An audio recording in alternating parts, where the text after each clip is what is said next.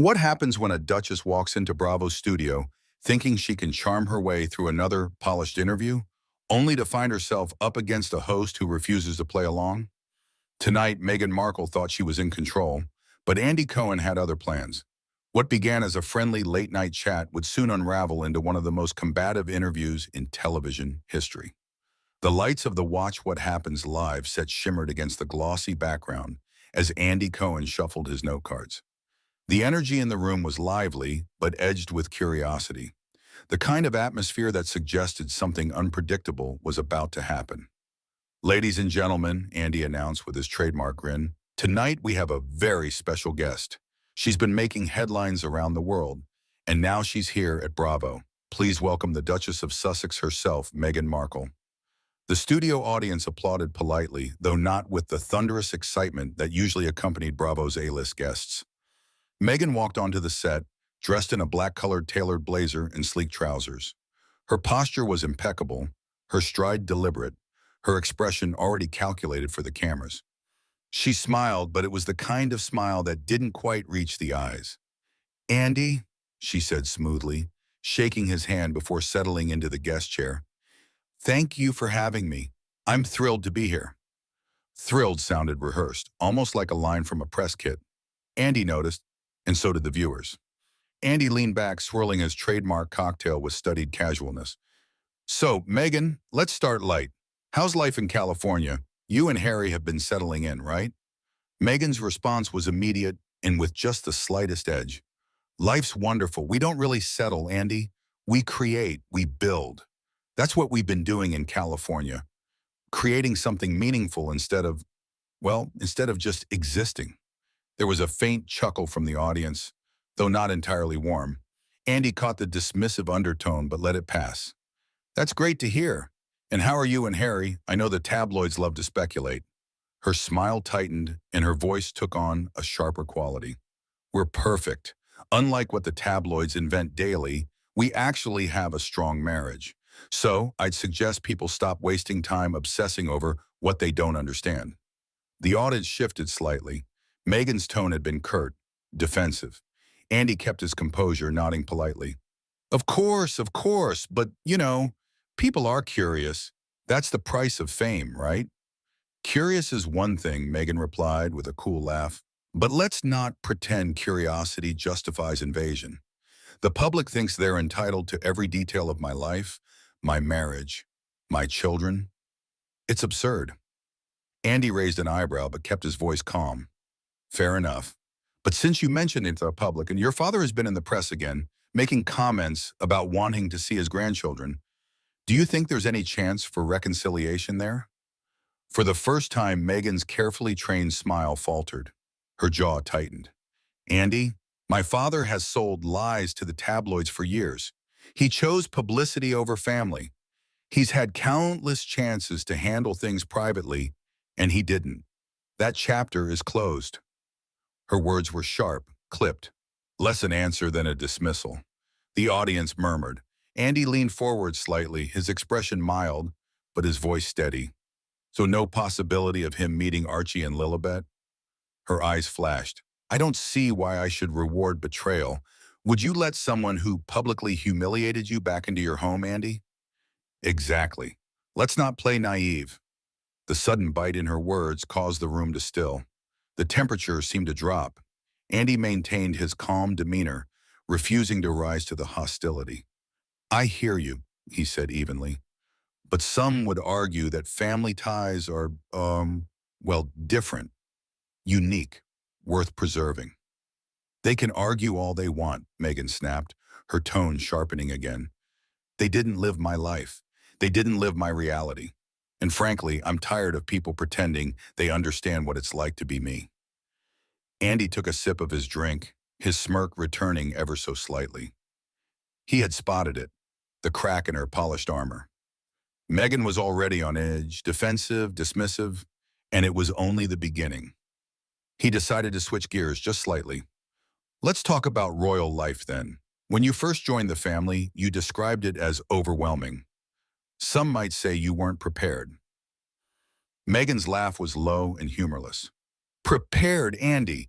You can't prepare for walking into an institution that's centuries old and completely out of touch. It's archaic and honestly suffocating. I adapted better than anyone could have. Her voice was steady, but the arrogance in her tone wasn't lost on anyone. Andy leaned forward again, voice still smooth. And yet, the British public didn't exactly embrace you. Why do you think that is? Meghan's lips curled into something resembling a smirk.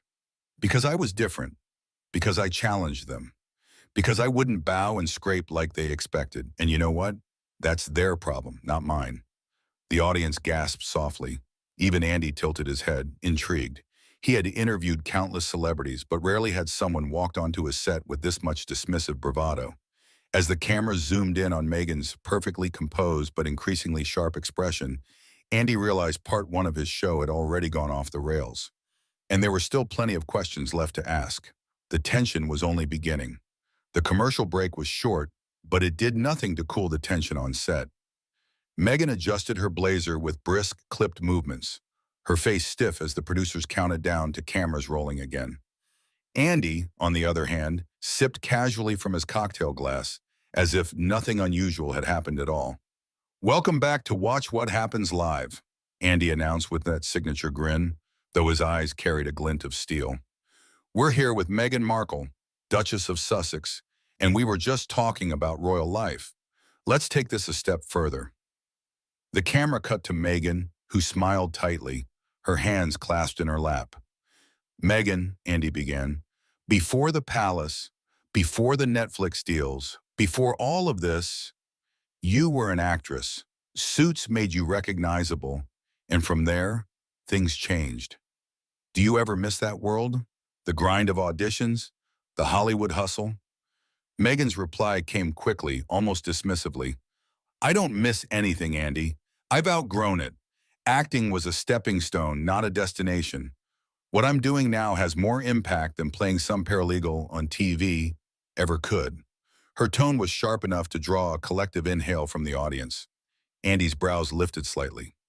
"Interesting, because a lot of your fans actually loved you on that show. Some might say it was the foundation that made everything else possible." Meghan gave a short, humorless laugh. "With respect, Andy, my foundation is who I am, not what role I played.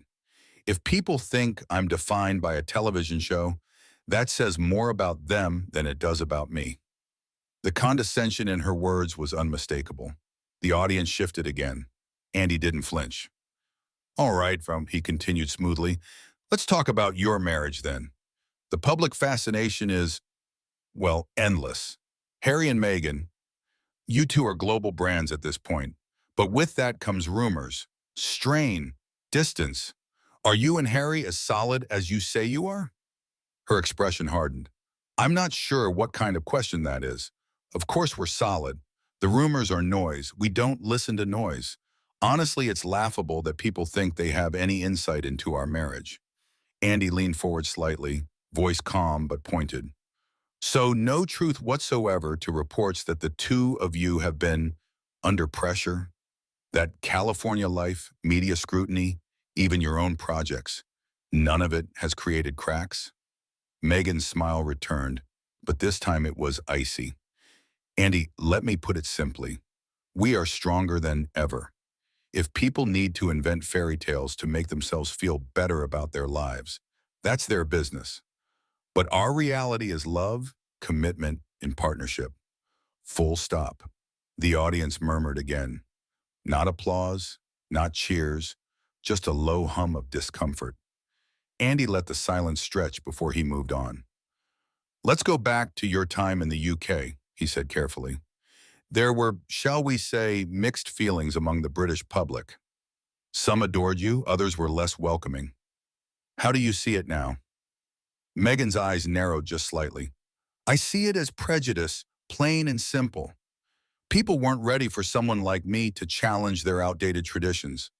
They wanted someone docile. That's not me. And yes, some of the hostility was racism. Let's not sugarcoat it." Her words were met with a hush that swept across the studio. Andy's tone remained steady. "And yet, some critics argue that it wasn't about race, but about attitude. That the way you carried yourself, The decisions you made created friction. What do you say to that? Meghan's answer was sharp, defensive. That's exactly what people say when they don't want to admit bias. It's not about race, it's about her attitude. It's a convenient excuse. The truth is, I walked into a centuries-old system, and they didn't know how to handle someone like me. So they turned me into the problem. Andy's smirk returned, faint but noticeable. But do you think you bear any responsibility at all? Any self-reflection on how your approach might have contributed? Meghan leaned forward, her voice cool but dripping with disdain. Responsibility for being myself? For not bowing low enough? For not smiling at the right moment? Please, if being authentic is a crime, then I'll plead guilty. The audience gasped softly again. Andy swirled his drink, the corners of his mouth twitching upward. He had dealt with divas, politicians, and reality stars, but Meghan's arrogance was beginning to exceed even Bravo's usual drama. Okay, Andy said lightly, though his eyes locked on hers. Last question for this block. You've spoken a lot about leaving royal life for privacy, and yet Netflix, Spotify, best-selling memoirs, interviews with Oprah and beyond. How do you respond to those who call that contradictory? The word landed like a strike. Meghan's hands tightened on the armrests. Her smile flickered, then hardened. Contradictory. No, strategic. We control our story. We share what matters, when it matters. That's not hypocrisy. That's survival. Her tone was sharp, cutting, the arrogance impossible to miss. Andy gave a slow nod, setting his glass down. Well, strategic or not, it certainly keeps people talking. The audience shifted again, the tension thick in the air. The Duchess had shown her hand, defensive, smug, and unwilling to concede even the smallest flaw. And Andy Cohen, ever the professional, wasn't done. The storm was still building. The Bravo set shimmered in its usual playful colors, but the atmosphere was anything but lighthearted. Meghan crossed her legs tightly, her hands clasped in her lap, her expression daring Andy to try again. Andy, for his part, leaned casually against his desk, notes in hand, the faintest smirk tugging at his lips. All right, Andy began smoothly. Let's talk about one of the most famous interviews of the past decade. Your sit-down with Oprah. Millions watched. The world was transfixed. But since then, some of the claims you made have been, let's say, challenged. Meghan's smile didn't budge, but her jawline tightened. I stand by everything we said in that interview. Every single word. That was my truth, Andy. Your truth, Andy repeated, swirling his glass. It's a phrase you've used a lot. But here's the thing about truth, Meghan. It's usually just truth. Facts, not perspectives.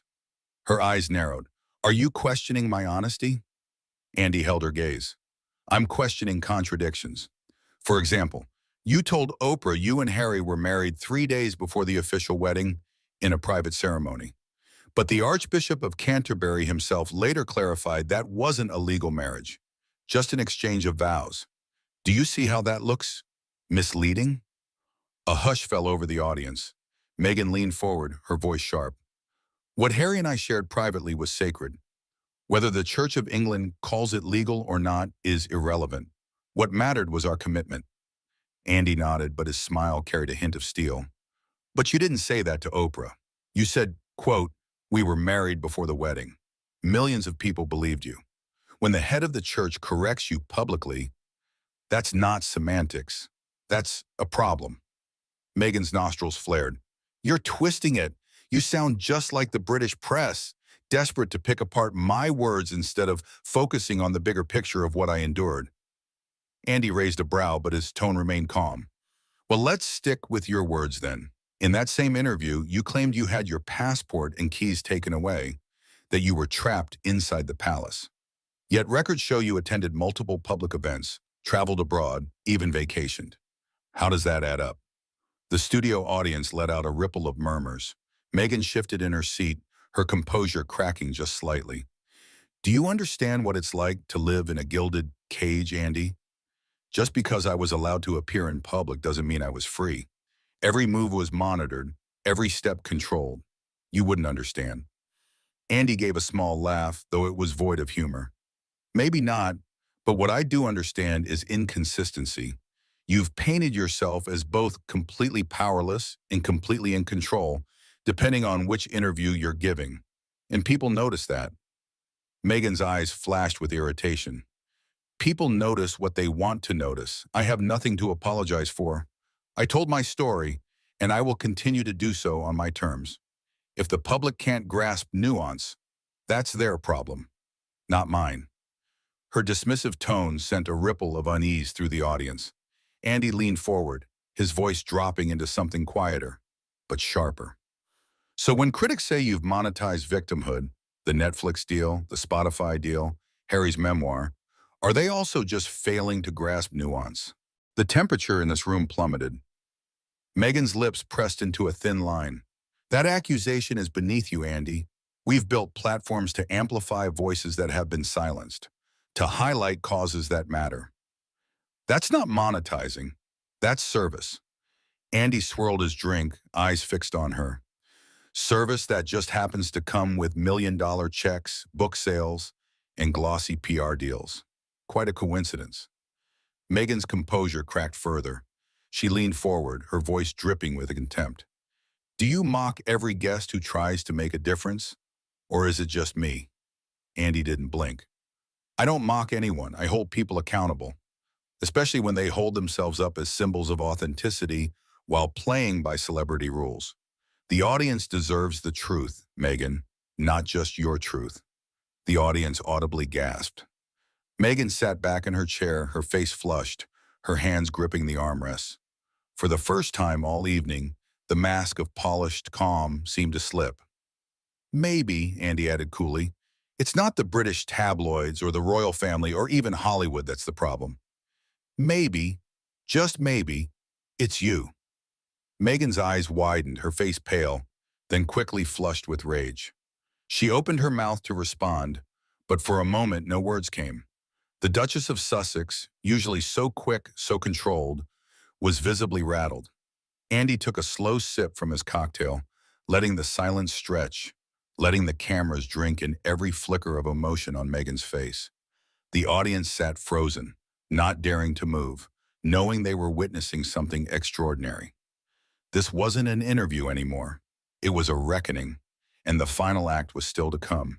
When the cameras came back from commercial, Meghan sat rigid in her chair. Her face betrayed the strain of holding herself together, her blazer perfectly straightened, but her eyes burning.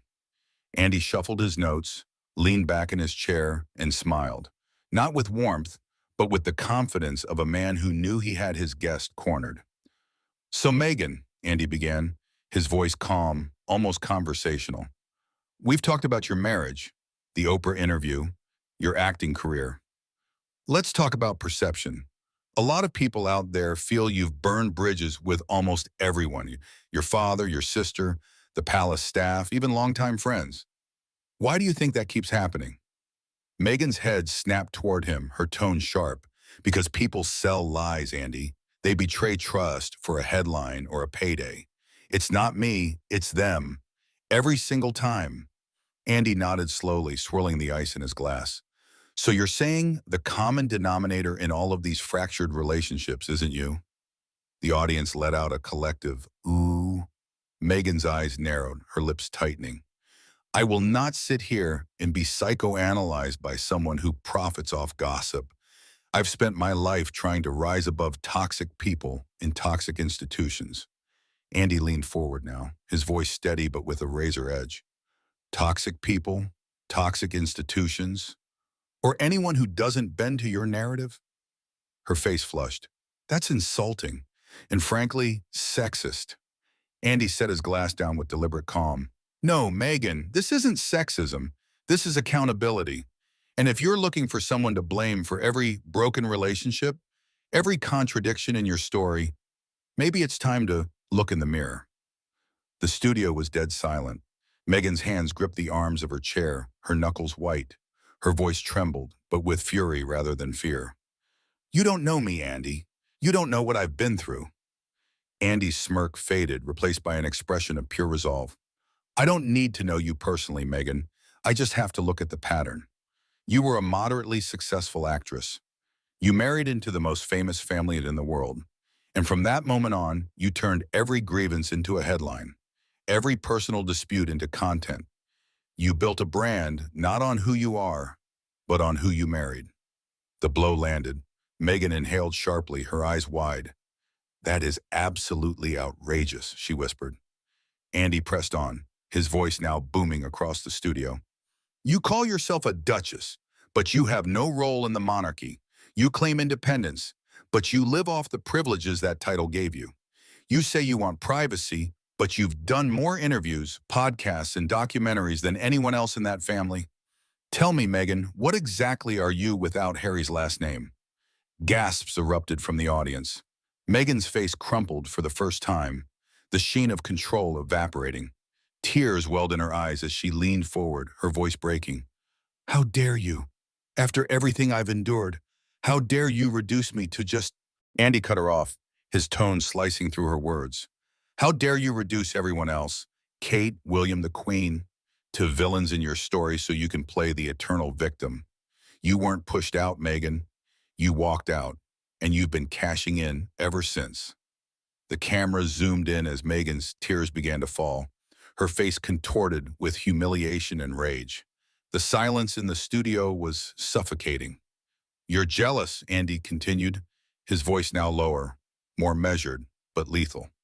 "Jealous of William and Kate, jealous of the respect they have earned, the love they inspire, the grace they show under the same spotlight you claim nearly destroyed you. The difference is, they chose duty. You chose drama." Meghan shook her head violently, her voice cracking as she tried to speak. "That's not true. That's not fair." Andy didn't flinch. "Fair? Life in the royal family isn't about fair. It's about responsibility. And you turned yours into a brand built on complaints, contradictions, and cash." The tears were flowing freely now. Meghan pulled out her microphone, fumbling to detach it as her hands shook. The audience sat in stunned silence, their eyes darting between host and guest as history unfolded in front of them. "This is over," Meghan said finally, her voice shaking with rage and humiliation. "I will not sit here and be attacked like this." Andy leaned back in his chair, the picture of calm. "No, Meghan, you're not being attacked. You're being exposed. There's a difference." She rose abruptly, tossing the microphone onto the chair with a sharp crack. Her heels clicked against the studio floor as she strode toward the exit, her shoulders rigid. The camera followed her until she disappeared behind the curtain. Andy turned slowly back to the audience and the cameras. His expression was cool, unshaken. "Well," he said, voice dripping with finality, "I guess that's one way to end an interview." The studio erupted, half in applause, half in stunned murmurs. The audience had just witnessed what would go down as one of the most explosive interviews in late-night history. Andy straightened his notes, glanced at his cocktail, and looked straight into the camera. "Ladies and gentlemen, that was Meghan Markle. We'll be right back after this." The lights dimmed, the theme music swelled, and the segment ended. But the fallout was only just beginning. But here's the question. Did Andy go too far, or did Meghan finally face the accountability she's been avoiding? Let me know what you think in the comments below. Don't forget to like this video, subscribe to the channel, and hit the notification bell so you never miss more dramatic showdowns like this one.